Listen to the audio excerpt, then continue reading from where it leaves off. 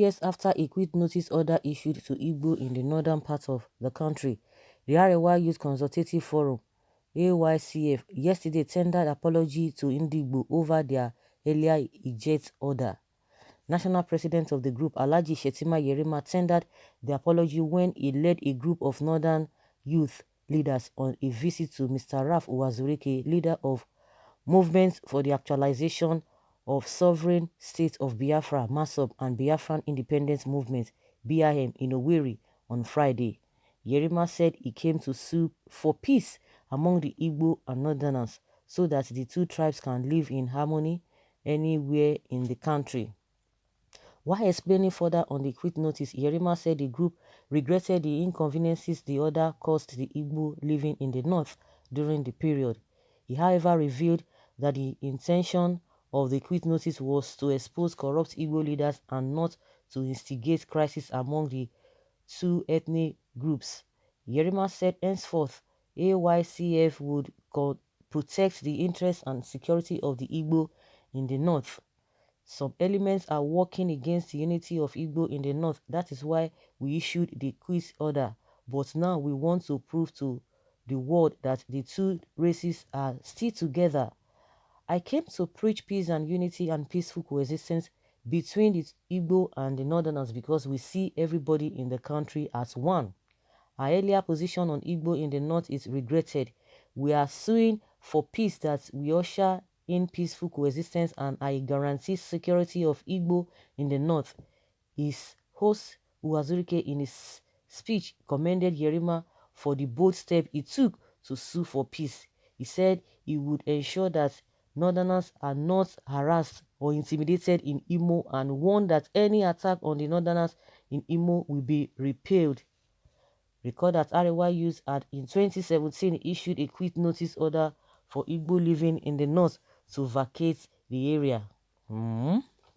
So they're now regretting. So the reason why they did that was to expose some Igbo, corrupt Igbo people. Okay, I don't know what you guys think about that statement. And now they say they are regretting it and this and that. Now they want peace. They want them to come together. They are going to protect the Igbos in the north and vice versa. Wazuriki, they went to meet with Wazuriki, and in return, Wazuriki told them that, oh, no problem. Anybody that wants to come near you or wants to harass your people in our own state, apart from not even their own region, in their own state, which is Imo, that they are going to stop it. They will not allow that to happen. So there's this relationship between them, between the two of them. I don't know whether they are speaking.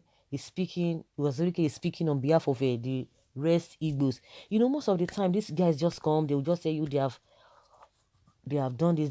But the larger problem, which is with the populace, they will not go there. You know, it's just party, just come here, you know, bring this on. They assume that they are leaders of their people, but are they really in touch with their people in the first place? And I don't even know how, because some people will tell you that, oh, why would some people say, oh, they are speaking on behalf of millions of or thousands of people? Who chose you? Who elected you? Some people just assume that position. And do you know the reason why they are always getting away with all this? Because a lot of people don't even want to talk. Some people just want some group to talk, to speak on their behalf. Because if everybody should come together and say this is what we want in the area of protest, you will see that most of these people who are always taking advantage, oh, we are speaking on behalf of our people, will not be there. But majority of the people are not even interested in all of those. They just want, okay, you guys have taken the leadership, but nobody elected them. Yeah, start going, go and speak on our behalf. Because at the end of the day, the real problem on ground will not be talked about, will not be dealt with. And you see that before you know, after some time now, they have just said it, but how are you sure that the real people on ground are happy with this, or they are satisfied with all this, to me, whether it is shambolic or just a facial peacemaking? That is it. And you're almost immediately, Wazuriki just issued his own statement. Have you consulted your people? Have you people been able to bring all these things down? They are talking about 2017 order they gave 2017. But what has been happening before now, because they just went to go and oppose something that happened the other time. But since then, a lot of things have been happening. that's, causing people to be hungry. Those things, have they been dealt with? No, they've not been dealt with. That's what I'm saying. That you just come, you just miss your friend or believe that you are close to this person, and the next thing you begin to speak on behalf of the majority of the people. The people will tell you, did we send you? What and what did you discuss? Because if you have given the people the chance, they'll be able to tell you more what has been, making them to get angry. So we can't just come and say this and that. Well, let's hear what people will say and what they feel about this peacemaking among the two groups. Or could we say it is a peacemaking between Wazuriki and Yerima Shetima? Are they really speaking the mind of the people? Is Yerima Shetima speaking the mind of the people in the north? Is Wazuriki? Of course, Wazuriki has been able to just limit the whole thing to Imo State. He didn't say the whole southeast. That's another thing again. And even if you say Imo State, how many people have you consulted in Imo for you to have come to say, oh yes, so if anything happens about this smell of a thing, that is the main issue, the problem that the people are facing. Did you people talk about it? No, they are talking about what happened in 2017. Well, the focus of the Northern Caliphate in Igbo land is in Imo State now. Reason best known to them, but the secret agenda we know. Preaching peace to Igbos and not through Wazurike. Okay, I hear, but I know and understand that the worst enemy is a reconciled enemy.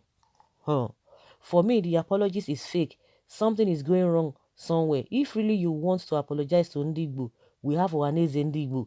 Yes, play the role of apologies with them, not to Wazurike. Nobody knows or recognize him as the mouth speaking of Igbos. But if I would tell you the truth, Honorable Mazi Ide Jim, okay, this one is speaking Igbos here.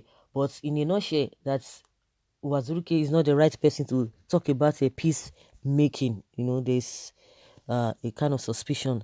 The apology is welcome to consolidate. However, the Igbos should be given the chance to rule Nigeria in order to contribute their best to the development of the country. The Igbos should be appointed to meaningful positions in the country. These steps will heal the wounds. I am aware that Yerima and his generation have a lot to influence, and therefore I look forward to seeing practical political changes that will bring about happiness of the Igbos and Nigerians. And that's what I'm even talking about. Yerima Shetima, how many people you see, hey, does he have a control over?